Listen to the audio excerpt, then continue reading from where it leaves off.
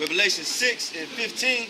And the kings of the earth, and great men, and rich men, and the chief captains, and the mighty men, and every bondman, and every free man, hid themselves in the dens and in the rocks of the mountains. That's right.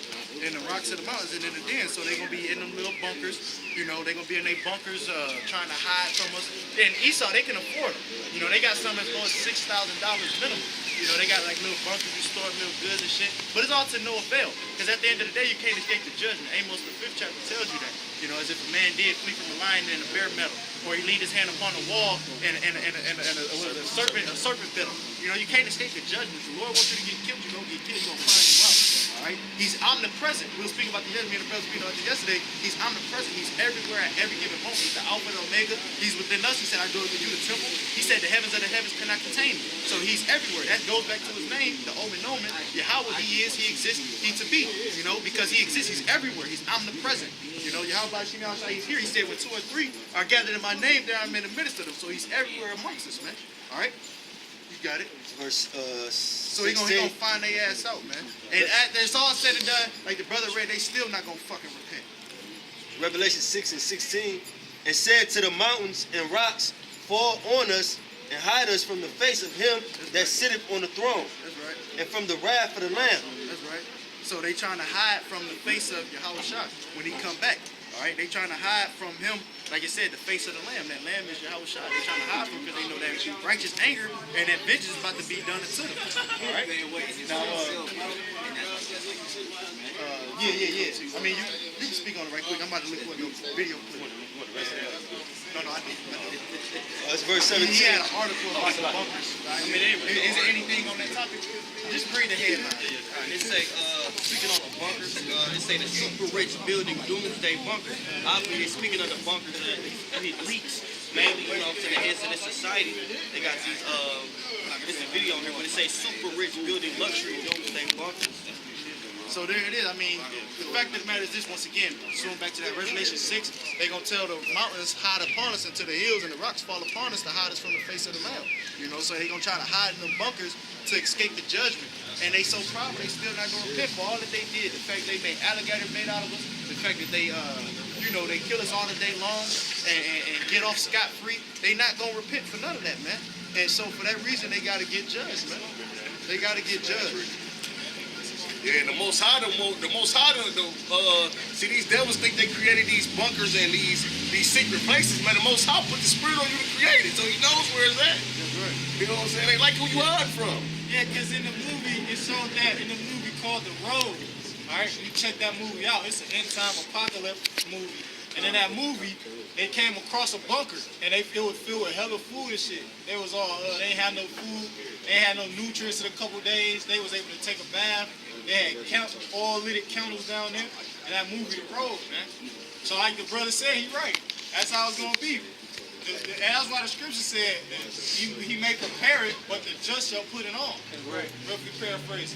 Hey, Baba Kashad, I was speaking about in Revelation the 9th chapter how they compared it to a serpent, you know. So this is a quick little video. I was looking for, they actually got actual videos of the missile taking off. This one is like a diagram, but it shows you how it takes off like a serpent. So I'm about to just show the camera if you could, like, you know, try to tune it into the camera. So basically, you see how it takes off, it goes straight up, and it starts to move, like the first projectile falls off, and then it starts to move like a serpent. You're gonna see right here, it started to wiggle like back and forth. So it goes up a certain amount, then a projectile, it starts to change direction is all I'm trying to say, you know. And it's compared to a serpent, it started to slither a bit, you know, right at the end before it switched to, before it switched the scene, you know, it started to, you know, like move like a fucking missile does.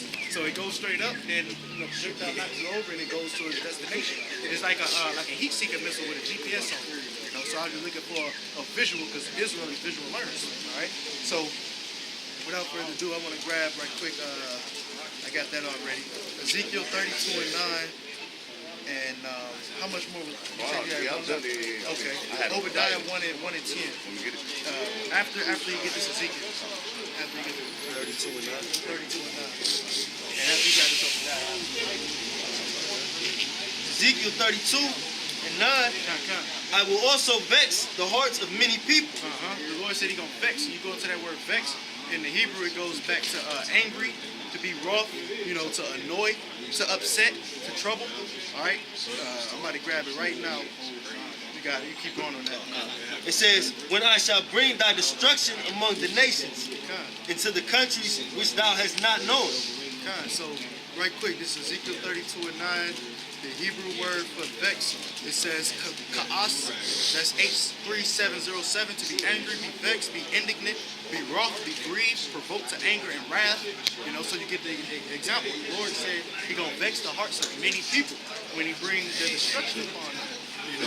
When He brings destruction upon them who have not known Him. All right? So the Lord, He gonna vex many people, and that's what we already telling you, warning you. The Lord is about to upset y'all. He about to this everyday life that you live in is gonna be no more. You ain't gonna be able to just get up and go to work, or be able to get up, go fuck a bitch, and go about your day. It's about to. We in a time of war. All right? We in a time of war, and we out here giving our people warning of the judgment that's at hand. That way, we don't get caught up in it, and potentially you don't get caught up in it, man. I mean, I'm pretty sure y'all want to be saved. We ain't saved yet till you're on a chariot. So if y'all want to be saved, you need to inquire how to. All right, and that's turning back to Yahweh Shem Yahushua, repenting for your iniquities, your former sins, and trying to offend less. All right, praying, fasting, and holding trust in Him. And ultimately, at the end of the day, you got to be an Israelite first and foremost by way of your father in order to be saved from anything. And you got to endure to the end. So, we out here giving our people warning from the Lord. All right, now get this Obadiah. It's Obadiah chapter 1, verse 10. For thy violence against thy brother Jacob shall cover thee, and thou shalt be cut off forever. So there it is. He said thy brother Jacob. Who was Jacob's brother? Esau. That's who it's talking about. He said for the favor against thy brother Jacob. He said for the violence. For the violence against thy brother Jacob, He said shame shall cover thee, man. All right, and also in Ezekiel the 35th chapter, it say because thou hast not hated blood, blood shall pursue thee. Y'all didn't hate blood. Like when Jake in a fight, they see blood, they might back off a bit. Like, all right, man, I think he got enough. I think he learned his lesson. We stumped him out. He telling him about chill, you back in Jacob. Esau, man, they coming through with the red boots. With the boots with the red laces, them Aryans, they go by that shit. They get steel-toe boots, man, and they stumping out baby fetuses. That's what the whole Thanksgiving goes back to, man. Them stumping out the fetus, and y'all people just wholly accepting it as a holiday, man. Hold that right quick. He didn't hate blood though, so he got to pay for that shit. You mind grabbing that right quick? That Ezekiel 35. Oh shit, I ain't know that was one. All right, yeah. You mind grabbing that bump shot? Start at about 3. I want to say start at 5. Don't start at 5. Start at 35 with like 2. Start at 1. You take for 1. This Ezekiel chapter 35, verse 1. Moreover, the word of the Lord came unto me, saying, Son of man, set thy face against Mount Seir and prophesy against it. That's right. He said, set thy face against Mount Seir. Mount Seir is where these Edomites dwelt. All right, that mountain that they dwelt in. Those inhabitants are Edomites, so-called white people. All right, that's where you get people today talking about they from the Caucasus Mountains. In the scriptures, is referred to as Mount Seir. It says, set thy face against them and prophesy against them. We prophesied telling them the downfall and destruction of this place was about to befall them for all the iniquities of what they done unto the Israelites. All right, all the shit that they done unto the apple of the Lord's eye, they got to pay for. All right, you got it. Verse 3, and say unto it, thus said the Lord the Most High, behold, O Mount Seir, I am against thee. So say unto the so-called white man, Mount Seir, I am against thee. You tell them what the Lord said. Look, so-called white man, if your spirit don't bear witness with our spirit, and you are actually Edomite, the Lord is against you, and He's coming to destroy this place. And you're going to be a slave unto us. As is written, the elders shall serve the young. All right? We telling you y'all judgment, and y'all hate it. That's why y'all call us terrorists. Y'all label us, y'all put us on the red Project Megiddo list, Y'all label us as fucking BIE, Black Identity Extremists, But all we doing is prophesying the Bible. We telling you what the Lord said. You got it. And I will stretch out my hand against thee. That's right. And I will make thee most desolate. That's right. He said He's going to stretch out His hand against you and make you most desolate. What is the definition of desolate? To be without an inhabitant. This place with as many people as it has over 300 million Americans here. It's going to be desolate without an inhabitant. We're trying to tell you of the day to come. Once again, Malachi 4:1, behold the day comes that shall burn as an oven. all right, it's going to leave this place desolate without an inhabitant. All 300 million Americans here is going to be no more. So there's a day coming that this is going to take place in your lifetime. All right, keep going. Verse 4, and I will lay thy cities waste, and thou shalt be desolate, and thou shalt know that I am the Lord, Yahweh Ba'ashem Yahushua. That's right. So he said you're going to know that there's a power. The same way he made Pharaoh know. He said he hardened his heart. You know, he made him pride just to show his power. And then afterwards they said the fame of the Lord was in all the earth. He about to get his fame back. You know? He about to, and rightfully so. You know? What you got? Give me Isaiah 48:11, Baba Kishah. You know? He gonna get his fame back in the earth. Like it tell you in Joshua 9:9. Can you get that, Baba Kishah? I know it's a little bit more on there. Baba Kishah. Joshua 9:9. Because it talks about that, man. After the flood, the Lord's fame was all throughout there. People was terrified of us, man. They like what is that? I think Exodus 11:7. A dog shall not move his tongue against the nation of Israel, man. The fear of the Lord was in the earth then, man. That's right. You know, and he gonna get that fame back. He gonna get that fear back.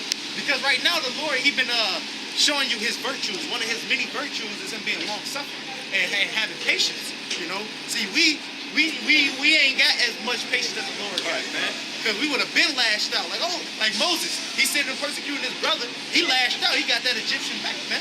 You know, we would have been lashed out, but we ain't got that long suffering that the Lord got. So y'all think that the Lord is slack concerning this promise. Hey, we know this ain't our kingdom. We can't take this bitch over by force. All right? That's why Yahweh Shai said, if this was my kingdom, my servants would fight. All right? We don't have that power there, man. Start up at 8 just in case. This Joshua chapter 9 verse 8. And they said unto Joshua, we are thy servants. And Joshua said unto them, who are ye? And from whence come ye? That's right. Keep going. Verse 9. So this is Joshua, which is an Israelite speaking to these other heathens, telling like, who are ye and whence come ye? From where come you? You know, where y'all come from? Who is y'all? He said, they came to Joshua. The Israelites talking about, look, we y'all servants. So these other heathens, that's not on this side, of course, when you got the other sign, they got the heathen nation, but everybody that's not an Israelite, can't, you know, you can use them as an analogy for this example. Go ahead, bring it back to 8, and verse 8. This Joshua chapter 9 verse 8. And they said unto Joshua, we are thy servants. We are thy servants, all right, saying we your servants. Go ahead. And Joshua said unto them, who are ye? And you said, who are ye? Like, who the fuck is y'all? I ain't never seen y'all. Who the fuck is y'all?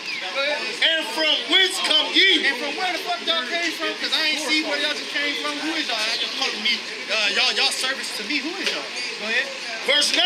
And they said unto him, from a very far country thy servants are come because of the name of the Lord, Yahweh Ba'ashem Yahushua. That's right. Thy power. For we have heard the fame of him and all that he did in Egypt. So there it is. He smitten their ass with frogs. He smitten their ass with insects. He killed all the firstborn. All right. He had the Passover take place. He had the water stand up as a heap. He closed up the Egyptians in the middle of it. They had the chariots out there being a pillar of light by day and a pillar of fire by night. All right. He had the fame in the earth then, man, to the point to where these heathens came up and said, look, we your servants off GP. And they didn't even know who he was from a can of paint. He like, look, off G, look, we your servant, man. You know, because they knew the fame of the, and he about to get that fame back. That's what we telling you. This is the second death. The second death is this thermonuclear destruction. He said in Jeremiah 16th chapter, it's going to be no longer he that brought us about the land of the north, which that land of the north is talking about uppermost north, which is Russia, not North America. But no longer blessed be he that brought us up out of the land of Egypt, but him that brought us out of the land of the north. That's going to be the new song, the new high holy day in the kingdom to come. We're going to have a new holy day here, man. All right? We still going to keep the Passover and whatnot, you know, for the first, but we got to, we're gonna have a new one. All right. Isaiah 48:11. We can start at 10. Hey, 1 second. 48:10. 1 second.